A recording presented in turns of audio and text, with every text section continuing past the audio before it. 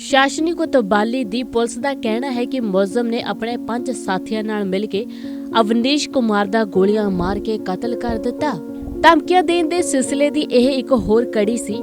ਉਹਨਾਂ ਨੂੰ ਤਾਂ ਅਜਿਹੀਆਂ ਧਮਕੀਆਂ ਦੀ ਆਦਤ ਹੀ ਪੈ ਗਈ ਸੀ, ਪਰ ਇਸ ਵਾਰ ਧਮਕੀਆਂ ਦੇਣ ਵਾਲੇ ਪੂਰੀ ਤਿਆਰੀ ਨਾਲ ਬੰਦੂਕਾਂ ਲੈ ਕੇ ਆਏ ਅਤੇ ਖੇਤਾਂ ਵਿੱਚ ਗੋਲੀਆਂ ਮਾਰ ਕੇ ਉਸ ਦਾ ਕਤਲ ਕਰ ਗਏ।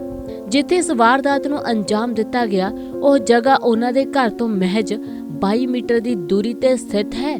ਨਜ਼ਾਰਪੁਰ ਜਾਣ ਲਈ ਕੋਈ ਵੀ ਸਾਈਨ ਬੋਰਡ ਮੌਜੂਦ ਨਹੀਂ ਹੈ। ਇਸ ਪਿੰਡ ਦੇ ਚਾਰੇ ਪਾਸੇ ਦੂਰ-ਦੂਰ ਤੱਕ ਖੇਤ ਹੀ ਖੇਤ ਹਨ ਅਤੇ ਕੁਝ ਦਿਨਾਂ ਤੋਂ ਇਸ ਪਿੰਡ ਵਿੱਚ ਆਉਣ ਜਾਣ ਵਾਲਿਆਂ ਦਾ ਸਿਲਸਿਲਾ ਵੱਧ ਗਿਆ ਹੈ। ਲੋਕਾਂ ਦਾ ਆਉਣਾ ਜਾਣਾ ਉਦੋਂ ਤੋਂ ਸ਼ੁਰੂ ਹੋਇਆ ਜਦੋਂ ਉਹਨਾਂ ਦੀ ਧੀ ਨਾਲ ਛੇੜਛਾੜ ਕਰਨ ਵਾਲਿਆਂ ਨੇ ਉਹਨਾਂ ਨੂੰ ਗੋਲੀਆਂ ਮਾਰ ਕੇ ਕਤਲ ਕਰ ਦਿੱਤਾ। ਨੀਲੇ ਰੰਗ ਦੇ ਦਰਵਾਜ਼ੇ ਵਾਲੇ ਘਰ 'ਚ ਜਦੋਂ ਵੀ ਕੋਈ ਨਵਾਂ ਵਿਅਕਤੀ ਆਉਂਦਾ ਤਾਂ ਉਹਨਾਂ ਦੀ ਧੀ ਫੌਰਨ ਖੜੀ ਹੋ ਜਾਂਦੀ, ਆਪਣੇ ਮੂੰਹ ਤੇ ਕੱਪੜਾ ਲਪੇਟਦੀ ਹੈ ਅਤੇ ਆਪਣੇ ਪਿਤਾ ਦੇ ਕਤਲ ਦੀ ਵਾਰਦਾਤ ਨੂੰ ਸ਼ੁਰੂ ਤੋਂ ਦੱਸਦੀ ਹੈ। ਦੀਵਾਰ ਨਾਲ ਲੱਗੇ ਮੰਜੇ ਤੇ 3 ਤਸਵੀਰਾਂ ਪਈਆਂ ਹਨ। ਇੱਕ ਫੋਟੋ ਇਸ ਕੁੜੀ ਦੇ ਪਿਤਾ ਦੀ ਹੈ ਜਿਸ ਦਾ ਕਤਲ ਹੋਇਆ ਹੈ। ਇਹ ਤਸਵੀਰ ਉਸ ਸਮੇਂ ਦੀ ਹੈ ਜਦੋਂ ਉਹਨਾਂ ਦੀ ਵੱਡੀ ਧੀ ਦਾ ਵਿਆਹ ਹੋਇਆ ਸੀ। ਦੂਜੀ ਤਸਵੀਰ ਉਹਨਾਂ ਦੀ ਵੱਡੀ ਧੀ ਦੀ ਹੈ ਜਿਸ ਵਿੱਚ ਉਹ ਆਪਣੇ ਪਤੀ ਨਾਲ ਖੜੀ ਹੈ। ਫੋਟੋ ਵਿੱਚ ਵਿਖਾਈ ਦੇ ਰਹੀ ਸਰੋਂ ਦੀ ਫਸਲ ਦਾ ਨਜ਼ਾਰਾ ਉਸੇ ਤਰ੍ਹਾਂ ਦਾ ਹੀ ਹੈ ਜਿਵੇਂ ਦਾ ਅਸੀਂ ਬਾਲੀਵੁੱਡ ਦੀਆਂ ਫਿਲਮਾਂ ਵਿੱਚ ਅਕਸਰ ਹੀ ਵੇਖਦੇ ਹਾਂ। ਵਿਚਕਾਰਲੀ ਤਸਵੀਰ ਉਸ 23 ਸਾਲਾ ਕੁੜੀ ਦੀ ਹੈ ਜਿਸ ਨਾਲ ਛੇੜਛਾੜ ਕੀਤੀ ਗਈ ਹੈ। ਮੈਨੂੰ ਨਿਆਂ ਚਾਹੀਦਾ ਹੈ। ਉਹ ਕਹਿੰਦੀ ਹੈ ਕਿ ਸਾਡੇ ਲਈ ਤਾਂ ਸਭ ਕੁਝ ਖਤਮ ਹੋ ਗਿਆ। ਮੈਨੂੰ ਬਾਰ-ਬਾਰ ਇਸ ਪੂਰੀ ਘਟਨਾ ਬਾਰੇ ਲੋਕਾਂ ਨੂੰ ਦੱਸਣਾ ਪੈ ਰਿਹਾ ਹੈ। ਮੈਨੂੰ ਹੁਣ ਇਨਸਾਫ ਚਾਹੀਦਾ ਹੈ। ਬਾਰ-ਬਾਰ ਉਹੀ ਘਟਨਾ ਦੱਸਦਾ ਮੈਨੂੰ ਬਹੁਤ ਹੀ ਪਰੇਸ਼ਾਨੀ ਹੁੰਦੀ ਹੈ, ਪਰ ਮੈਂ ਇਸ ਗੱਲ ਤੋਂ ਵੀ ਜਾਣੂ ਹਾਂ ਕਿ ਮੈਨੂੰ ਇਹ ਦਰਦ ਸਹਿਣਾ ਹੀ ਪਵੇਗਾ। ਜੋ ਮੇਰੇ ਨਾਲ ਹੋਇਆ ਹੈ ਉਹ ਦਰਦਨਾਕ ਕਹਾਣੀ ਲੋਕਾਂ ਨੂੰ ਤਾਂ ਦੱਸਣੀ ਹੀ ਪਵੇਗੀ। 50 ਸਾਲਾ ਕੁੜੀ ਦੇ ਪਿਤਾ ਖੇਤੀਬਾੜੀ ਕਰਦੇ ਸਨ। ਬਹਿਰਾਈਚ ਦੇ ਵਸਨੀਕ ਗੌਰਵ ਸ਼ਰਮਾ ਨੇ 1 ਮਾਰਚ ਨੂੰ ਉਹਨਾਂ ਦਾ ਕਤਲ ਕਰ ਦਿੱਤਾ ਸੀ। ਸ਼ਾਸਨੀ ਕੋਤਵਾਲੀ ਦੀ ਪੁਲਿਸ ਦਾ ਕਹਿਣਾ ਹੈ ਕਿ ਮੁਲਜ਼ਮ ਨੇ ਆਪਣੇ 5 ਸਾਥੀਆਂ ਨਾਲ ਮਿਲ ਕੇ ਕੁੜੀ ਦੇ ਪਿਤਾ ਦਾ ਗੋਲੀਆਂ ਮਾਰ ਕੇ ਕਤਲ ਕੀਤਾ। ਇਸ ਵਾਰਦਾਤ ਨੂੰ ਅੰਜਾਮ ਦੇਣ ਲਈ ਉਹਨਾਂ ਨੇ ਨਾਜਾਇਜ਼ ਬੰਦੂਕਾਂ ਦੀ ਵਰਤੋਂ ਕੀਤੀ। ਹੁਣ ਮੁਲਜ਼ਮਾਂ ਖਿਲਾਫ ਭਾਰਤੀ ਦੰਡਾਲਵੀ IPC ਦੀਆਂ ਵੱਖ-ਵੱਖ ਧਾਰਾਵਾਂ ਤਹਿਤ ਮਾਮਲਾ ਦਰਜ ਕੀਤਾ ਗਿਆ ਹੈ। ਇਸ 'ਚ ਮਾਰੂ ਹਥਿਆਰਾਂ ਨਾਲ ਹਮਲਾ ਕਰਨ ਵਰਗੇ ਅਪਰਾਧ 'ਚ ਸਜ਼ਾ ਦੇਣ ਵਾਲੀਆਂ ਧਾਰਾਵਾਂ ਵੀ ਲਗਾਈਆਂ ਗਈਆਂ ਹਨ, ਪਰ ਪੀੜਤ ਪਰਿਵਾਰ ਦੀ ਮੰਗ ਹੈ ਕਿ ਦੋਸ਼ੀਆਂ ਨੂੰ ਫਾਂਸੀ ਤੇ ਲਟਕਾਇਆ ਜਾਵੇ। ਉਸ ਕੁੜੀ ਨੇ 6 ਤੋਂ 4 ਹਮਲਾਵਰਾਂ ਦੀ ਸ਼ਨਾਖਤ ਕੀਤੀ ਹੈ। ਉਹਨਾਂ ਦੇ ਨਾਂ ਹਨ ਗੌਰਵ ਸ਼ਰਮਾ, ਨਿਖਿਲ ਸ਼ਰਮਾ, ਲਲਿਤ ਸ਼ਰਮਾ ਅਤੇ ਰਹਿਤਾਜ ਸ਼ਰਮਾ। ਇਹਨਾਂ ਨਾਲ ਆਏ 2 ਹੋਰ ਲੋਕਾਂ ਦੀ ਪਹਿਚਾਣ ਉਹ ਨਹੀਂ ਕਰ ਸਕੀ।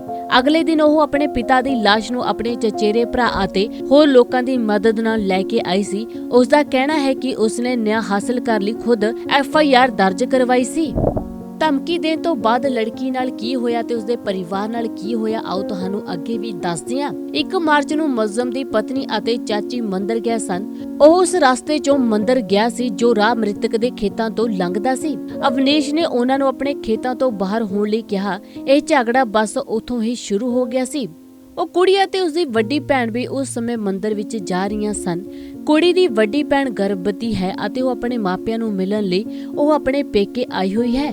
ਕੁੜੀ ਨੇ ਕਿਹਾ ਕਿ ਉਹਨਾਂ ਲੋਕਾਂ ਨੇ ਪਹਿਲਾਂ ਸਾਡੇ ਤੇ ਟਿੱਪਣੀਆਂ ਕੀਤੀਆਂ। ਗੌਰਵ ਸ਼ਰਮਾ ਦੀ ਪਤਨੀ ਨੇ ਕਿਹਾ ਕਿ ਉਹ ਉਸਦੇ ਪਿਤਾ ਨੂੰ ਮਾਰ ਦੇਣਗੇ। ਇਸ ਪੂਰੀ ਬਹਿਸ ਤੋਂ ਬਾਅਦ ਵੀ ਮੁਲਜ਼ਮ ਦੇ ਪਰਿਵਾਰ ਦੇ ਲੋਕ ਅਵਨੀਸ਼ ਦੇ ਖੇਤਾਂ 'ਚ ਹੁੰਦੇ ਹੋਏ ਹੀ ਮੰਦਰ ਗਏ। ਉਹਨਾਂ ਨੇ ਗੌਰਵ ਨੂੰ ਵੀ ਬੁਲਾ ਲਿਆ ਸੀ। ਗੌਰਵ ਨੇ ਦੁਪਹਿਰ ਦੇ ਸਮੇਂ ਕੁੜੀ ਦੇ ਪਿਤਾ ਨੂੰ ਬੁਲਾਇਆ ਅਤੇ ਕਿਹਾ ਕਿ ਉਹ ਅੱਜ ਹੀ ਉਸ ਨੂੰ ਮਾਰ ਦੇਵੇਗਾ। ਗੌਰਵ ਦੇ ਇਸ ਤਰ੍ਹਾਂ ਧਮਕੀ ਦੇਣ ਤੋਂ ਬਾਅਦ ਪਿਤਾ ਨੇ ਆਪਣੀਆਂ ਦੋਵੇਂ ਧੀਆਂ ਨੂੰ ਤੁਰੰਤ ਮੰਦਰ ਤੋਂ ਵਾਪਿਸ ਬੁਲਾ ਲਿਆ ਅਤੇ ਕਿਹਾ ਕਿ ਉਹ ਦਰਵਾਜ਼ਾ ਬੰਦ ਕਰਕੇ ਘਰ ਦੇ ਅੰਦਰ ਹੀ ਰਹਿਣ। ਫਿਰ ਮਾਂ ਅਤੇ ਧੀ ਤਕਰੀਬਨ 3 ਵਜੇ ਖੇਤਾਂ ਵੱਲ ਗਈਆਂ। ਉਹ ਦੱਸਦੀ ਹੈ ਕਿ ਮੈਂ ਤੇ ਮਾਂ ਦੁਪਹਿਰ ਦੀ ਰੋਟੀ ਲੈ ਕੇ ਖੇਤ ਨੂੰ ਗਈਆਂ ਸੀ। ਗੌਰਵ ਦਾ ਫੋਨ ਆਉਣ ਤੇ ਬਾਅਦ ਅਸੀਂ ਪੁਲਿਸ ਨੂੰ ਵੀ ਖਬਰ ਕਰ ਦਿੱਤੀ ਅਤੇ ਇਸ ਗੱਲ ਨੂੰ ਕਈ ਘੰਟੇ ਬੀਤ ਚੁੱਕੇ ਸਨ। ਪਰ ਦੁਪਹਿਰ ਦੇ ਲਗਭਗ 3:30 ਵਜੇ ਉਹ ਕੁੜੀ ਦੇ ਪਿਤਾ ਦੇ ਖੇਤਾਂ ਵਿੱਚ ਪਹੁੰਚ ਗਿਆ। ਗੌਰਵ ਦੇ ਹੱਥ 'ਚ ਬੰਦੂਕ ਸੀ ਅਤੇ ਉਸ ਨਾਲ ਹੋਰ 5 ਲੋਕ ਉੱਥੇ ਮੌਜੂਦ ਸਨ। ਉਹਨਾਂ ਨੇ ਕੁੜੀ ਦੇ ਪਿਤਾ ਨੂੰ ਗੋਲੀਆਂ ਮਾਰੀਆਂ ਅਤੇ ਕੁੜੀ ਦੀ ਮਾਂ ਤੇ ਵੀ ਫਾਇਰ ਕੀਤਾ, ਪਰ ਟੋਏ ਵਿੱਚ ਡਿੱਗ ਜਾਣ ਕਰਕੇ ਉਸ ਦੀ ਮਾਂ ਨੂੰ ਗੋਲੀ ਨਾ ਲੱਗੀ। ਕੁੜੀ ਦੇ ਪਿਤਾ ਨੇ ਆਪਣੇ ਖੇਤਾਂ ਵਿੱਚ ਕੰਮ ਕਰਨ ਲਈ ਠੇਕੇ ਤੇ ਮਜ਼ਦੂਰ ਵੀ ਲਗਾਏ ਹੋਏ ਸਨ, ਪਰ ਜਦੋਂ ਮੁਲਜ਼ਮ ਨੇ ਹਵਾ 'ਚ ਗੋਲੀਆਂ ਚਲਾਈਆਂ, ਕੁੜੀ ਦੇ ਪਿਤਾ ਨੂੰ ਗੋਲੀਆਂ ਮਾਰ ਕੇ ਸਾਰੇ ਹੀ ਦੋਸ਼ੀ ਉੱਥੋਂ ਭੱਜ ਗਏ। ਉਹਨਾਂ ਨੇ ਆਪਣੇ ਮੋਬਾਈਲ ਫੋਨ ਵੀ ਬੰਦ ਕਰ ਦਿੱਤੇ ਸਨ ਅਤੇ ਉਹਨਾਂ ਦੇ ਘਰਾਂ ਦੇ ਬਾਹਰ ਵੀ ਤਾਲੇ ਲੱਗ ਗਏ ਸਨ। ਉਹਨਾਂ ਦੇ ਪਰਿਵਾਰਕ ਮੈਂਬਰ ਵੀ ਆਪਣੇ ਘਰਾਂ ਤੋਂ ਫਰਾਰ ਹੋ ਚੁੱਕੇ ਸਨ। ਹੁਣ ਇਸ ਮਾਮਲੇ ਤੇ ਰਾਜਨੀਤਿਕ ਮਾਹੌਲ ਕਾਫੀ ਗਰਮਾਇਆ ਹੋਇਆ ਹੈ। ਭਾਜਪਾ ਕਾਰਕੁਨਾਂ ਦਾ ਇਲਜ਼ਾਮ ਹੈ ਕਿ ਮੁਲਜ਼ਮਾਂ ਦਾ ਸਬੰਧ ਵਿਰੋਧੀ ਧਿਰ ਸਮਾਜਵਾਦੀ ਪਾਰਟੀ ਨਾਲ ਹੈ, ਪਰ ਦੂਜੇ ਪਾਸੇ ਸਮਾਜਵਾਦੀ ਪਾਰਟੀ ਦੇ ਕਈ ਆਗੂਆਂ ਦਾ ਕਹਿਣਾ ਹੈ ਕਿ ਮੁਲਜ਼ਮ ਨੇ ਕਈ ਭਾਜਪਾ ਆਗੂਆਂ ਨਾਲ ਫੋਟੋਆਂ ਖਿਚਵਾਈਆਂ ਹੋਈਆਂ ਸਨ। ਇਹਨਾਂ ਚੋਂ ਕਈ ਫੋਟੋਆਂ ਤਾਂ ਗੌਰਵ ਨੇ ਸੋਸ਼ਲ ਮੀਡੀਆ ਤੇ ਵੀ ਪੋਸਟ ਕੀਤੀਆਂ ਹੋਈਆਂ ਸਨ। ਇਸ ਕਤਲ ਮਾਮਲੇ ਤੋਂ ਬਾਅਦ ਸੂਬਾ ਸਰਕਾਰ ਫੌਰੀ ਹਰਕਤ ਵਿੱਚ ਆ ਗਈ ਹੈ ਅਤੇ ਤੇਜ਼ੀ ਨਾਲ ਇਸ ਪੂਰੇ ਮਾਮਲੇ ਦੀ ਜਾਂਚ ਵਿੱਚ ਜੁਟ ਗਈ ਹੈ। ਪਰ ਪੀੜਤ ਪਰਿਵਾਰ ਨੂੰ ਲੱਗਦਾ ਹੈ ਕਿ ਪੁਲਿਸ ਨੇ ਉਸ ਸਮੇਂ ਤਾਂ ਕੋਈ ਕਾਰਵਾਈ ਨਹੀਂ ਕੀਤੀ ਸੀ ਜਦੋਂ 1 ਮਾਰਚ ਨੂੰ ਉਹਨਾਂ ਨੂੰ ਫੋਨ ਕਰਕੇ ਉਹਨਾਂ ਨੂੰ ਗੌਰਵ ਸ਼ਰਮਾ ਵੱਲੋਂ ਧਮਕੀਆਂ ਦਿੱਤੀਆਂ ਗਈਆਂ ਸਨ। ਜਦਕਿ ਪੀੜਤ ਪਰਿਵਾਰ ਨੇ ਇਹ ਸਾਰਾ ਮਾਮਲਾ ਪੁਲਿਸ ਪ੍ਰਸ਼ਾਸਨ ਨੂੰ ਦੱਸਿਆ ਸੀ, ਉਦੋਂ ਤਾਂ ਪੁਲਿਸ ਨੇ ਉਹਨਾਂ ਨੂੰ ਐਮਰਜੈਂਸੀ ਨੰਬਰ 112 ਤੇ ਫੋਨ ਕਰਨ ਦੀ ਸਲਾਹ ਦੇ ਦਿੱਤੀ ਸੀ। ਪਿਓ ਧੀ ਦੋਵਾਂ ਨੇ ਹੀ ਸ਼ਾਸਨੀ ਕੋਤਵਾਲੀ ਦੇ ਦੀਵਾਨ ਨੂੰ ਫੋਨ ਕੀਤਾ, ਪਰ ਥਾਣੇ ਤੋਂ ਕਾਰਵਾਈ ਲਈ ਕੋਈ ਵੀ ਨਹੀਂ ਆਇਆ ਸੀ। ਘਰ ਵਿੱਚ ਹੀ ਨਜ਼ਰਬੰਦ ਵਰਗੀ ਜ਼ਿੰਦਗੀ ਉਸ ਕਮਰੇ ਵਿੱਚ ਗੂੜੇ ਗੁਲਾਮੀ ਰੰਗ ਦੀ ਕਲੀ ਹੋ ਰੱਖੀ ਹੈ। ਕੋਨੇ ਵਿੱਚ ਪਈ ਇੱਕ ਕੁਰਸੀ ਤੇ ਇੱਕ ਵੱਡਾ ਸਾਰਾ ਬਣੀ ਰੱਖਿਆ ਹੋਇਆ ਹੈ। ਪਿਛਲੇ ਸਾਲ ਉਸ ਦੀ ਵੱਡੀ ਭੈਣ ਦੇ ਵਿਆਹ ਮੌਕੇ ਉਸ ਦੇ ਜੀਜਾ ਨੇ ਉਸ ਨੂੰ ਇਹ ਤੋਹਫੇ ਵਿੱਚ ਦਿੱਤਾ ਸੀ।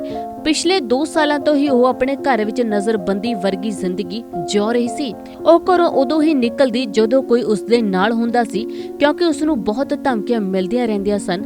ਆਪਣੀ BSc ਦੀ ਡਿਗਰੀ ਹਾਸਲ ਕਰਨ ਤੋਂ ਬਾਅਦ ਉਹ B.Ed ਕਰਕੇ ਅਧਿਆਪਕ ਬਣਨਾ ਚਾਹੁੰਦੀ ਸੀ, ਪਰ ਗੌਰਵ ਸ਼ਰਮਾ ਹਮੇਸ਼ਾ ਹੀ ਉਸ ਦਾ ਪਿੱਛਾ ਕਰਦਾ ਰਹਿੰਦਾ ਸੀ, ਉਸ ਨਾਲ ਛੇੜਛਾੜ ਕਰਦਾ ਰਹਿੰਦਾ ਸੀ।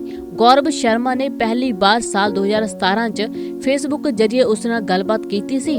ਕੁੜੀ ਦੇ ਚਾਚੇ ਨੇ ਦੱਸਿਆ ਕਿ ਸਾਲ 2018 ਵਿੱਚ ਗੌਰਵ ਨੇ ਉਹਨਾਂ ਦੀ ਭਤੀਜੀ ਨਾਲ ਵਿਆਹ ਕਰਵਾਉਣ ਦਾ ਪ੍ਰਸਤਾਵ ਵੀ ਭੇਜਿਆ ਸੀ। ਗੌਰਵ ਸ਼ਰਮਾ ਦਾ ਪਰਿਵਾਰ ਕਈ ਸਾਲ ਪਹਿਲਾਂ ਹੀ ਨੌਜ਼ਾਰਪੁਰ ਵਿੱਚ ਆ ਕੇ ਵਸਿਆ ਹੋਇਆ ਸੀ। ਗੌਰਵ ਸ਼ਰਮਾ ਦਾ ਪਰਿਵਾਰ ਕਈ ਸਾਲ ਪਹਿਲਾਂ ਹੀ ਨੌਜ਼ਾਰਪੁਰ ਵਿੱਚ ਆ ਕੇ ਵਸਿਆ ਸੀ, ਫਿਰ ਉਹ ਪਿੰਡ ਛੱਡ ਕੇ ਕਿਤੇ ਹੋਰ ਰਹਿਣ ਚਲੇ ਗਏ। ਗੌਰਵ ਦੇ ਚਾਚਾ ਚਾਚੀ ਪਿੰਡ ਵਿੱਚ ਹੀ ਰਹਿੰਦੇ ਸਨ। ਇਸ ਸਮੇਂ ਗੌਰਵ ਨੇ ਵਿਆਹ ਦਾ ਪ੍ਰਸਤਾਵ ਭੇਜਿਆ ਸੀ ਤਾਂ ਉਸ ਸਮੇਂ ਕੁੜੀ ਦੇ ਪਿਤਾ ਅਤੇ ਚਾਚੇ ਨੇ ਇਸ ਰਿਸ਼ਤੇ ਨੂੰ ਠੁਕਰਾ ਦਿੱਤਾ ਸੀ, ਪਰ ਗੌਰਵ ਨੂੰ ਨਾ ਬਿਲਕੁਲ ਵੀ ਸਵੀਕਾਰ ਨਹੀਂ ਸੀ। ਉਹਨਾਂ ਦਾ ਕਹਿਣਾ ਹੈ ਕਿ ਉਸ ਦਿਨ ਤੋਂ ਹੀ ਗੌਰਵ ਹਰ ਸਮੇਂ ਉਹਨਾਂ ਦੇ ਪਰਿਵਾਰ ਲਈ ਗਲਤ ਬੋਲਦਾ ਰਹਿੰਦਾ ਸੀ, ਉਹਨਾਂ ਨੂੰ ਫੋਨ ਤੇ ਧਮਕੀਆਂ ਦਿੰਦਾ ਰਹਿੰਦਾ ਸੀ। ਜੁਲਾਈ 2018 ਵਿੱਚ ਇੱਕ ਦਿਨ ਉਸਨੇ ਕੁੜੀ ਨਾਲ ਛੇੜਛਾੜ ਕਰਨ ਦੀ ਕੋਸ਼ਿਸ਼ ਕੀਤੀ ਸੀ। ਉਸ ਸਮੇਂ ਕੁੜੀ ਦੇ ਪਿਤਾ ਨੇ ਗੌਰਵ ਸ਼ਰਮਾ ਦੇ ਖਿਲਾਫ ਪੁਲਿਸ ਕੋਲ ਸ਼ਿਕਾਇਤ ਦਰਜ ਕਰਵਾਈ ਸੀ ਅਤੇ ਪੁਲਿਸ ਨੇ ਗੌਰਵ ਨੂੰ ਹਿਰਾਸਤ ਵਿੱਚ ਲੈ ਕੇ ਅਦਾਲਤ ਵਿੱਚ ਪੇਸ਼ ਕੀਤਾ ਸੀ।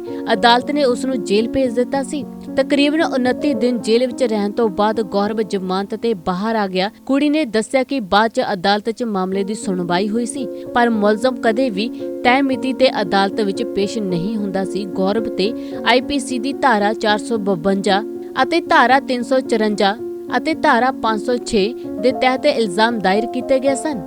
ਗੌਰਵ ਸ਼ਰਮਾ ਲਗਾਤਾਰ ਕੁੜੀ ਦੇ ਪਰਿਵਾਰ ਤੇ ਇਸ ਮਾਮਲੇ ਨੂੰ ਵਾਪਸ ਲੈਣ ਦਾ ਦਬਾਅ ਪਾ ਰਿਹਾ ਸੀ। ਕੁੜੀ ਦੇ ਚਾਚੇ ਦਾ ਕਹਿਣਾ ਹੈ ਕਿ ਸਾਡੀ ਉਹਨਾਂ ਨਾਲ ਦੂਰ ਦੀ ਰਿਸ਼ਤੇਦਾਰੀ ਵੀ ਹੈ। ਫਰਵਰੀ 2029 ਵਿੱਚ ਮੁਲਜ਼ਮ ਗੌਰਵ ਨੇ ਕੁੜੀ ਦੇ ਪਿਤਾ ਨੂੰ ਬੰਦੂਕ ਦੀ ਨੋਕ ਤੇ ਦੌੜਾਇਆ ਵੀ ਸੀ ਅਤੇ ਜਦੋਂ ਪੁਲਿਸ ਕੋਲ ਇਸ ਸੰਬੰਧੀ ਸ਼ਿਕਾਇਤ ਦਰਜ ਕਰਵਾਉਣ ਲਈ ਗਏ ਤਾਂ ਪੁਲਿਸ ਨੇ FIR ਹੀ ਦਰਜ ਕੀਤੀ ਸੀ। ਫਰਵਰੀ 2019 ਵਿੱਚ ਮੁਲਜ਼ਮ ਗੌਰਵ ਨੇ ਕੁੜੀ ਦੇ ਪਿਤਾ ਨੂੰ ਬੰਦੂਕ ਦੀ ਨੋਕ ਤੇ ਦੌੜਾਇਆ ਵੀ ਸੀ ਅਤੇ ਜਦੋਂ ਪੁਲਿਸ ਕੋਲ ਇਸ ਦੀ ਸ਼ਿਕਾਇਤ ਦਰਜ ਕਰਵਾਉਣ ਲਈ ਗਏ ਤਾਂ ਪੁਲਿਸ ਨੇ ਸਿਰਫ FIR ਹੀ ਦਰਜ ਕੀਤੀ ਸੀ। 19 ਫਰਵਰੀ ਦੀ ਸਵੇਰ ਨੂੰ ਤਕਰੀਬਨ 10 ਵਜੇ ਗੌਰਵ ਸ਼ਰਮਾ ਇੱਕ ਕਾਰ ਵਿੱਚ ਬੈਠ ਕੇ ਪਿਸਤੌਲ ਲਹਿਰਾਉਂਦਾ ਹੋਇਆ ਕੁੜੀ ਦੇ ਪਿਤਾ ਦੇ ਖੇਤਾਂ ਵੱਲ ਆਇਆ ਸੀ। ਉਸ ਸਮੇਂ ਉਹ ਆਪਣੇ ਖੇਤਾਂ ਵਿੱਚ ਹੀ ਕੰਮ ਕਰ ਰਿਹਾ ਸੀ। ਅਵਨੀਸ਼ ਨੇ ਪੁਲਿਸ ਨੂੰ ਭੇਜੇ ਆਪਣੇ ਸ਼ਿਕਾਇਤ ਪੱਤਰ ਵਿੱਚ ਲਿਖਿਆ ਵੀ ਸੀ ਕਿ ਗੌਰਵ ਨੇ ਪਿਸਤੌਲ ਦੀ ਨੋਕ ਤੇ ਉਸ ਨੂੰ ਪਿੰਡ ਦੀ ਹਦੂਦ ਤੱਕ ਭਜਾਇਆ ਸੀ। ਉਹਨਾਂ ਨੇ ਗੌਰਵ ਖਿਲਾਫ ਕਾਰਵਾਈ ਕਰਨ ਦੀ ਮੰਗ ਵੀ ਕੀਤੀ ਸੀ, ਪਰ ਪੁਲਿਸ ਅਜਿਹੀ ਕੋਈ ਵੀ ਸ਼ਿਕਾਇਤ ਮਿਲਣ ਤੋਂ ਮੁਨਕਰ ਹੋ ਰਹੀ ਸੀ। ਸ਼ਾਸਨੀ ਕੋਤਵਾਲੀ ਵਿੱਚ ਮੌਜੂਦ ਪੁਲਿਸ ਮੁਲਾਜ਼ਮ ਦਬਾਅ ਹੇਠ ਵਿਖਾਈ ਦੇ ਰਹੇ ਹਨ। ਫਰਾਰ ਗੌਰਵ ਨੂੰ ਹਿਰਾਸਤ ਵਿੱਚ ਲੈਣ ਲਈ ਪੁਲਿਸ ਟੀਮਾਂ ਦਾ ਗਠਨ ਕੀਤਾ ਜਾ ਰਿਹਾ ਹੈ। ਹੁਣ ਤੱਕ 3 ਮੁਲਜ਼ਮ ਗ੍ਰਿਫਤਾਰ ਕੀਤੇ ਗਏ ਨੇ। ਸ਼ਾਸਨੀ ਕੋਤਵਾਲੀ ਵਿੱਚ ਤਾਇਨਾਤ ਇੰਚਾਰਜ ਸਤੀਸ਼ ਚੰਦਰ ਦਾ ਕਹਿਣਾ ਹੈ ਕਿ ਮਾਮਲਾ ਵਿਚਾਰ ਅਧੀਨ ਹੈ। ਅਸੀਂ ਜਾਂਚ ਨਾਲ ਜੁੜੀ ਹੋਈ ਕੋਈ ਵੀ ਜਾਣਕਾਰੀ ਤੁਹਾਡੇ ਨਾਲ ਸਾਂਝੀ ਨਹੀਂ ਕਰ ਸਕਦੇ। ਉਹ ਅੱਗੇ ਕਹਿੰਦੇ ਹਨ ਕਿ ਸਾਡੇ ਕੋਲ ਪੀੜਤ ਪਰਿਵਾਰ ਦੀ ਸਾਲ 2019 ਦੀ ਸ਼ਿਕਾਇਤ ਸਾਲ 2019 ਦੀ ਕੋਈ ਸ਼ਿਕਾਇਤ ਦਰਜ ਨਹੀਂ ਹੈ। ਇਸ ਘਟਨਾ ਤੋਂ ਬਾਅਦ ਵੀ ਧਮਕੀਆਂ ਦੇਣ ਦਾ ਸਿਲਸਿਲਾ ਜਿਉਂਦਾ ਤਿਉਂ ਜਾਰੀ ਹੈ। ਕਈ ਵਾਰ ਤਾਂ ਅਜਿਹਾ ਵੀ ਹੋਇਆ ਹੈ ਕਿ ਗੌਰਵ ਨੇ ਕੁੜੀ ਦੇ ਘਰ ਦਾ ਦਰਵਾਜ਼ਾ ਖੜਖਟਾ ਕੇ ਉਸ ਦਾ ਨਾਂ ਲੈ ਕੇ ਆਵਾਜ਼ ਵੀ ਦਿੱਤੀ ਹੈ ਅਤੇ ਅਕਸਰ ਹੀ ਉਹ ਉਹਨਾਂ ਦੇ ਘਰ ਦੇ ਬਾਹਰ ਇੱਧਰ ਉੱਧਰ ਘੁੰਮਦਾ ਰਹਿੰਦਾ ਸੀ ਤਾਂ ਜੋ ਉਹ ਪੀੜਤ ਪਰਿਵਾਰ ਨੂੰ ਡਰਾ ਧਮਕਾ ਸਕੇ। ਕੁੜੀ ਦੇ ਸਭ ਤੋਂ ਵੱਡੇ ਤਾਏ ਦਾ ਕਹਿਣਾ ਹੈ ਕਿ ਜੇਕਰ ਤੁਹਾਨੂੰ ਕੋਈ ਬਾਰ-ਬਾਰ ਇਸ ਤਰ੍ਹਾਂ ਧਮਕੀਆਂ ਦੇਵੇ ਤਾਂ ਤੁਸੀਂ ਕੀ ਕਰੋਗੇ? ਤੁਹਾਨੂੰ ਤਾਂ ਇੰਜ ਹੀ ਲੱਗੇਗਾ ਕਿ ਇਹ ਤਾਂ ਕਈ ਵਾਰ ਧਮਕੀਆਂ ਦੇ ਚੁੱਕਾ ਹੈ, ਇਸਨੇ ਕਰਨਾ ਕੁਝ ਨਹੀਂ ਹੈ। ਪੀੜਤ ਲੜਕੀ ਦਾ ਤਾਇਆ ਮੁੰਬਈ ਵਿੱਚ ਰਹਿੰਦਾ ਹੈ। ਆਪਣੇ ਭਰਾ ਦੇ ਕਤਲ ਦੀ ਖਬਰ ਸੁਣਦੇ ਸਾਰ ਹੀ ਉਹ ਅਗਲੇ ਦਿਨ ਪਿੰਡ ਪਹੁੰਚ ਗਏ। ਉਹਨਾਂ ਨੇ ਤਾਂ ਆਪਣੇ ਛੋਟੇ ਭਰਾ ਦਾ ਅੰਤਿਮ ਸੰਸਕਾਰ ਇਹ ਕਹਿ ਕੇ ਕਰਨ ਤੋਂ ਇਨਕਾਰ ਕੀਤਾ ਕਿ ਪਹਿਲਾਂ ਪੁਲਿਸ ਇਸ ਗੱਲ ਦਾ ਭਰੋਸਾ ਦੇਵੇ ਕਿ ਉਹ ਸਾਰੇ ਮੁਲਜ਼ਮਾਂ ਨੂੰ ਹਿਰਾਸਤ ਵਿੱਚ ਲੈ ਲਵੇਗੀ। ਮ੍ਰਿਤਕ ਦੇ ਦੂਜੇ ਭਰਾ ਦਾ ਕਹਿਣਾ ਹੈ ਕਿ ਭਰਾ ਦਾ ਕਤਲ ਉਹਨਾਂ ਲਈ ਇੱਕ ਬਹੁਤ ਵੱਡਾ ਸਦਮਾ ਹੈ। ਪਿੰਡ ਵਿੱਚ ਉਹਨਾਂ ਦੇ ਪਰਿਵਾਰ ਕੋਲ ਲਗਭਗ 50 ਵਿਗੇ ਜ਼ਮੀਨ ਹੈ ਜਿਸ ਵਿੱਚ ਉਹ ਆਲੂ ਅਤੇ ਹੋਰ ਦੂਜੀਆਂ ਫਸਲਾਂ ਦੀ ਕਾਸ਼ਤ ਕਰਦੇ ਹਨ। ਪਰਿਵਾਰ ਆਪਣੀ ਕੁੜੀ ਦਾ ਕਿਤੇ ਦੂਜੇ ਘਰ ਵਿਆਹ ਕਰਨ ਦੀ ਕੋਸ਼ਿਸ਼ ਕਰ ਰਿਹਾ ਸੀ ਪਰ ਅਦਾਲਤ ਵਿੱਚ ਮਾਮਲਾ ਹੋਣ ਕਰਕੇ ਉਹਨਾਂ ਨੂੰ ਡਰ ਸੀ ਕਿ ਵਿਆਹ ਵਾਲੇ ਦਿਨ ਗੌਰਵ ਕੋਈ ਨਵਾਂ ਹੀ ਤਮਾਸ਼ਾ ਖੜਾ ਨਾ ਕਰ ਦੇਵੇ। ਮ੍ਰਿਤਕ ਦੇ ਭਰਾ ਦਾ ਕਹਿਣਾ ਹੈ ਕਿ ਗੌਰਵ ਹਮੇਸ਼ਾ ਹੀ ਧਮਕੀ ਦਿੰਦਾ ਰਹਿੰਦਾ ਸੀ ਕਿ ਉਹ ਸਾਡੀ ਕੁੜੀ ਨੂੰ ਅਗਵਾ ਕਰਕੇ ਲੈ ਜਾਵੇਗਾ, ਜਿਸ ਕਰਕੇ ਅਸੀਂ ਆਪਣੀ ਕੁੜੀ ਦਾ ਅੰਦਰ ਬਾਹਰ ਜਾਣਾ ਘਟਾ ਦਿੱਤਾ ਸੀ ਅਤੇ ਉਸ ਦੀ ਪੜ੍ਹਾਈ ਵੀ ਵਿਚਾਲੇ ਹੀ ਰੁਕਵਾ ਦਿੱਤੀ ਸੀ। ਸਾਲ 2020 ਵਿੱਚ ਗੌਰਵ ਦਾ ਵਿਆਹ ਕਿਸੇ ਹੋਰ ਕੁੜੀ ਨਾਲ ਹੋ ਗਿਆ ਸੀ। ਜਲਦ ਹੀ ਉਸ ਦੇ ਘਰ ਇੱਕ ਧੀ ਨੇ ਜਨਮ ਲਿਆ। ਉਸ ਸਮੇਂ ਮ੍ਰਿਤਕ ਅਤੇ ਉਸ ਦੇ ਪਰਿਵਾਰ ਨੇ ਸੁੱਖ ਦਾ ਸਾਹ ਲਿਆ ਕਿ ਸ਼ਾਇਦ ਹੁਣ ਗੌਰਵ ਦੀਆਂ ਧਮਕੀਆਂ ਤੋਂ ਉਹਨਾਂ ਦਾ ਪਿੱਛਾ ਛੁੱਟ ਜਾਵੇ, ਪਰ ਗੌਰਵ ਅਕਸਰ ਹੀ ਪਿੰਡ ਵਿੱਚ ਆਉਂਦਾ ਜਾਂਦਾ ਰਹਿੰਦਾ ਅਤੇ ਉਹਨਾਂ ਨੂੰ ਤਾਨੇ ਮਾਰਦਾ ਸੀ। ਕੁੜੀ ਦੀ ਚਾਚੀ ਮੀਰਾ ਸ਼ਰਮਾ ਦਾ ਕਹਿਣਾ ਹੈ ਕਿ ਉਹਨਾਂ ਦੀ ਭਤੀਜੀ ਅਤੇ ਉਸ ਦੀ ਮਾਂ ਦੀ ਜ਼ਿੰਦਗੀ 'ਚ ਤਾਂ ਹਨੇਰਾ ਹੀ ਆ ਗਿਆ। ਸਮਾਂ ਪਾ ਕੇ ਇਹ ਭੀੜ ਵੀ ਘਟ ਜਾਵੇਗੀ। ਲੋਕ ਆਪੋ ਆਪਣੇ ਘਰਾਂ ਨੂੰ ਚਲੇ ਜਾਣਗੇ ਅਤੇ ਆਪਣੇ ਕੰਮਾਂ ਕਾਰਾਂ ਵਿੱਚ ਰੁੱਝ ਜਾਣਗੇ। ਆਖਿਰ ਫਿਰ ਕੀ ਹੋਵੇਗਾ? ਮੀਰਾ ਸ਼ਰਮਾ ਸਵਾਲ ਕਰਦੀ ਹੈ ਕਿ ਆਖਿਰਕਾਰ ਇੰਨੀ ਵੱਡੀ ਘਟਨਾ ਤੋਂ ਬਾਅਦ ਵੀ ਮੁਲਜ਼ਮ ਨੂੰ ਸਾਲ 2018 ਵਿੱਚ ਜ਼ਮਾਨਤ ਕਿਵੇਂ ਮਿਲੀ? ਇਸ ਸਭ ਦੇ ਬਾਅਦ ਵੀ ਉਹ ਬਿਨਾਂ ਕਿਸੇ ਡਰ ਦੇ ਖੁੱਲ੍ਹੇਆਮ ਘੁੰਮਦਾ ਸੀ। ਪਿਛਲੇ ਲੰਬੇ ਸਮੇਂ ਤੋਂ ਉਹ ਉਹਨਾਂ ਦੇ ਪਰਿਵਾਰ ਨੂੰ ਡਰਾ ਧਮਕਾ ਰਿਹਾ ਸੀ। ਇਸ ਗੱਲ ਦੇ ਦੌਰਾਨ ਹੀ ਕੁੜੀ ਉੱਠ ਕੇ ਆਪਣੀ ਮਾਂ ਕੋਲ ਜਾਂਦੀ ਅਤੇ ਸਵਾਲ ਕਰਦੀ ਹੈ ਕਿ ਹੁਣ ਅਸੀਂ ਕਿੱਥੇ ਜਾਵਾਂਗੇ? ਜਦੋਂ ਇਹ ਸਾਰੇ ਲੋਕ ਚਲੇ ਜਾਣਗੇ ਤਾਂ ਅਸੀਂ ਇਕੱਲੇ ਹੀ ਰਹਿ ਜਾਵਾਂਗੇ।